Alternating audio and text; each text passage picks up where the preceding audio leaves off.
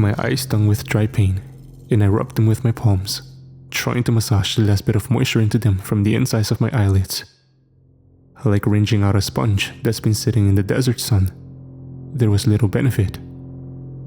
I continued to stare at the computer screen in my home office, waiting for the final calculations to finish.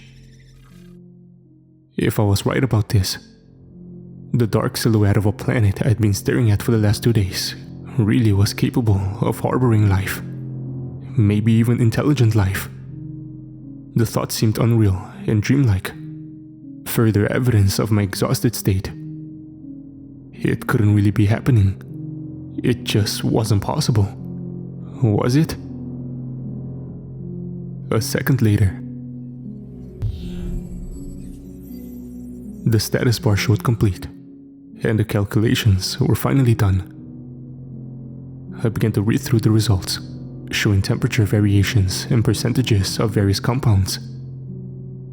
Reading down from the top, my heart began to hammer faster and faster in my chest. Nitrogen, 78%. Oxygen, 20.9%. Argon, 0.9%. Carbon dioxide, 0.03%. Additional gases, 0.17%. Median temperature, 58.43 degrees Fahrenheit. It was impossible. The composition of the atmosphere, the temperature, the size of the planet, and its proximity to its star, which just so happened to be a G-type yellow dwarf main sequence star. All of these features, they were identical to Earth, which meant I had discovered the one planet every astronomer had dreamed of finding. The unicorn, the Goldilocks, the twin to our one-of-a-kind blue speck in the middle of the impossibly vast ocean that is space. If there was one place among the stars that could harbor intelligent life, this was it. I sent an email to my superiors telling them what I discovered, but it bounced back, saying undeliverable. After several more attempts, I tried calling, but the line was always busy, no matter who I dialed. Frustrated and exhausted, I decided to wait until morning. The cell service in this area of Hawaii was notoriously terrible, so I'd try from a landline the next day. I hadn't slept in 48 hours, and it was all catching up with me at once, as my eyelids grew heavy and I wandered into the bedroom, collapsing onto the mattress. I fell asleep a second after my head hit the pillow, and I drifted into a deep sleep filled with mysterious dreams of lost stars and hidden planets.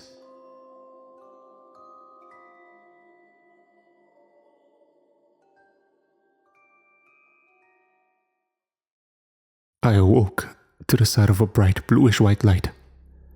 It glared at me from the end of my bed, an opening like a giant mouth.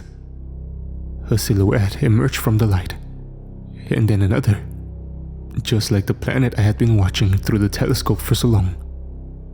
The figures blocked out a portion of that light, but only momentarily. And then there were hands roughly grabbing me and yanking me from the warmth of my bed, pulling me across the floor with my feet dragging abrasively along the rough carpeting. "Hey, what are you doing? Where are you taking me?" I shouted, thrashing as I came back to alert wakefulness. They said nothing, only gripping me tighter as we drew closer to the blue, swirling vortex of glowing light. We went into the portal, and I felt extremely warm, then extremely cold.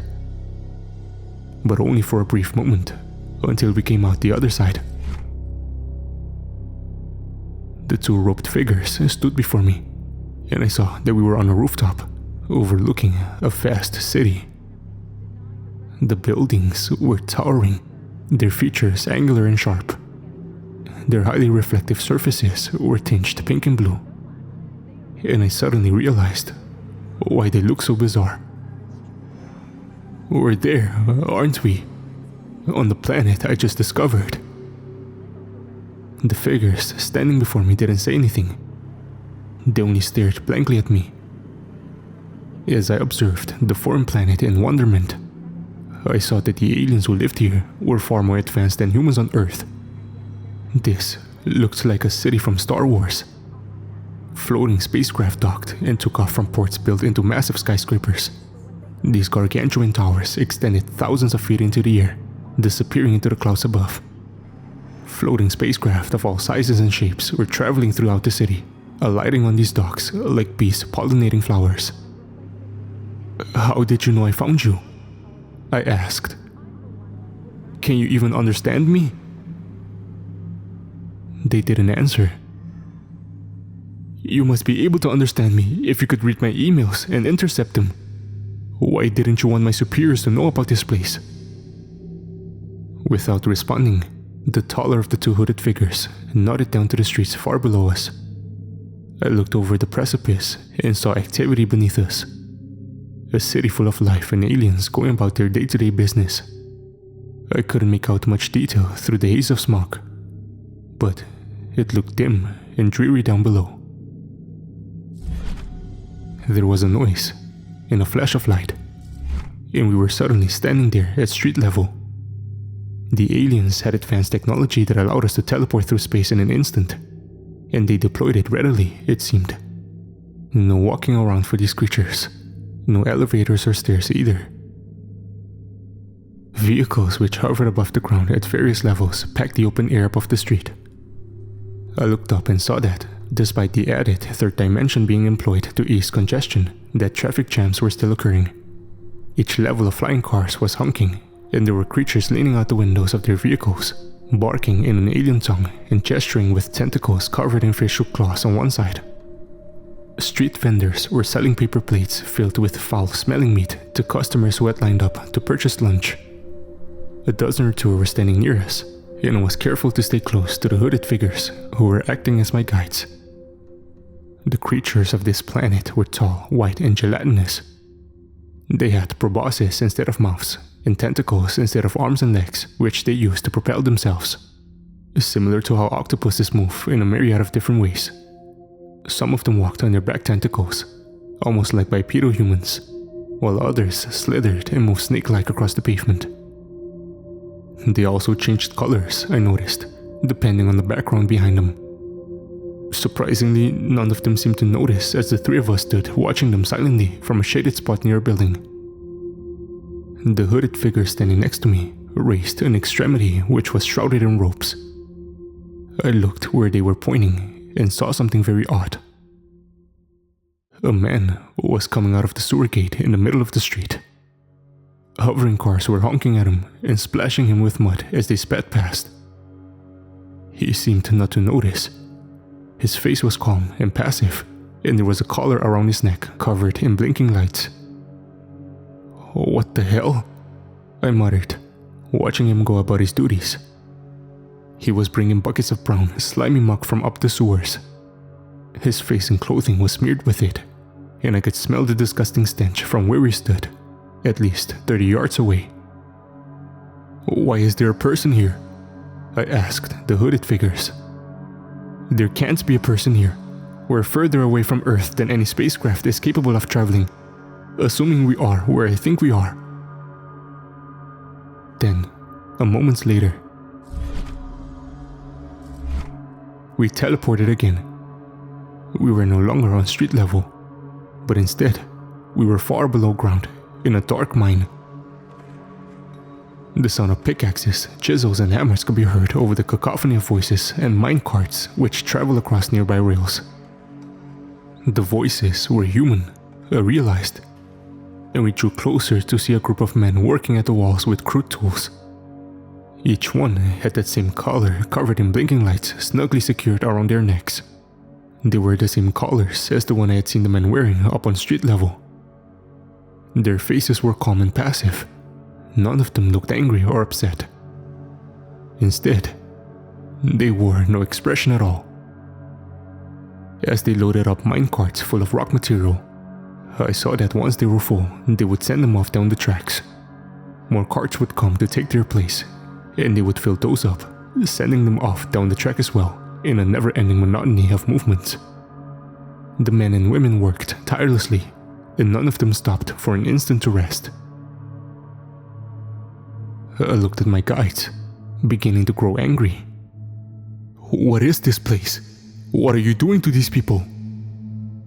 The hooded figures looked at each other and nodded, then turned back to me and revealed their faces. My guides were human, but they looked different. Battle-scarred and branded with strange numeric tattoos and barcodes which covered their skin. The one on the left was a man, the one on the right a woman. Both had shaved heads and brown eyes. "We needed to show you what will happen if you contact your superiors about this planet. If we didn't, then this timeline would become prime. Trust me, you don't want that." I looked back and forth between their unreadable faces, then again at the hordes of human servants being forced by giant aliens into servitude. I was terrified, but the scientist in me needed to know what all of this meant. And I'll admit, looking back, my pride was badly wounded just thinking about denouncing my findings. They were huge.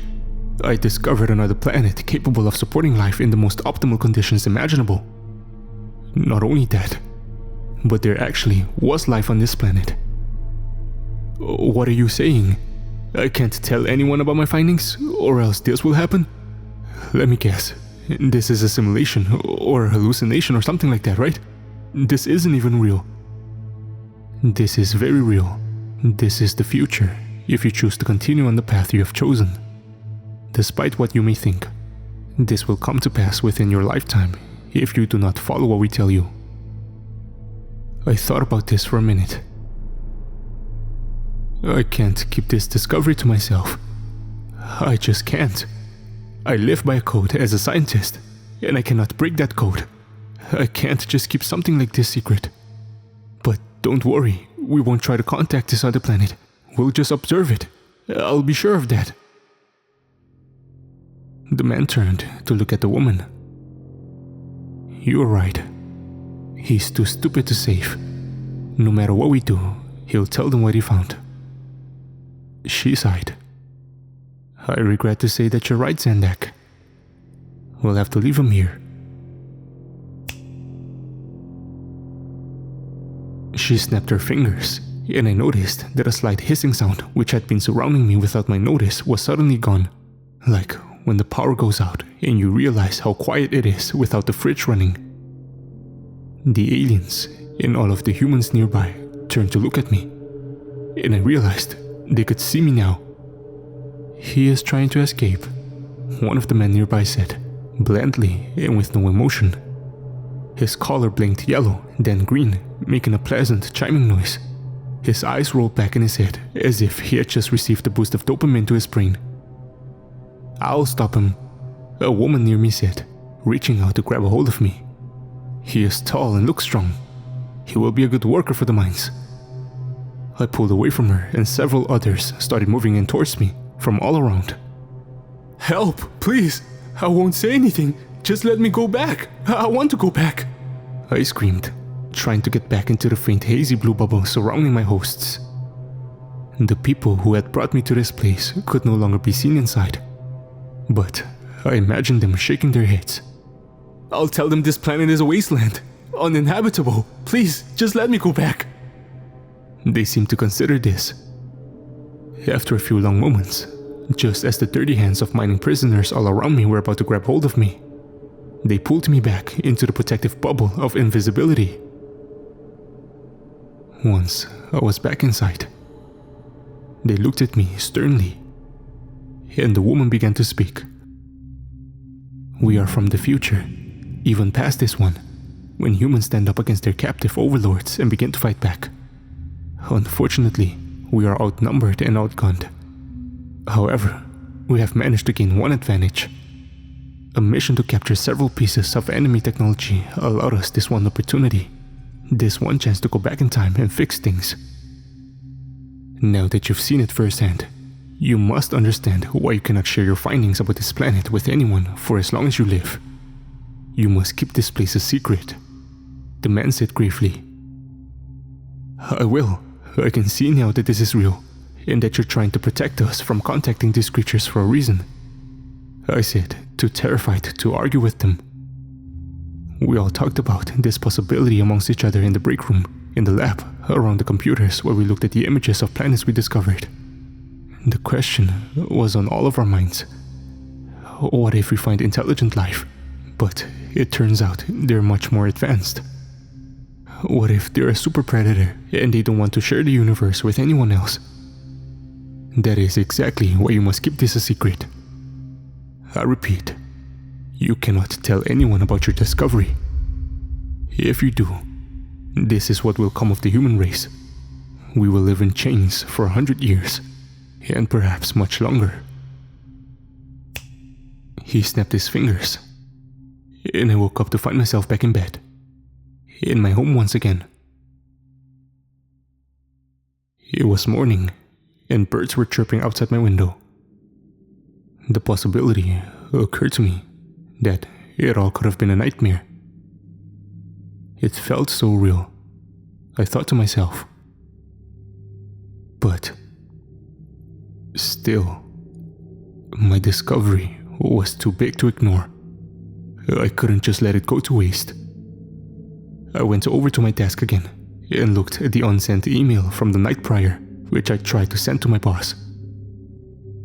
The coordinates of the planet and the makeup of its atmosphere, so similar to Earth. It was all right there, waiting to be seen. I couldn't help myself. I hit the send button. I know some of you will be upset with me, but you don't understand. This discovery is going to be huge. It's going to change the world. It's going to change everything.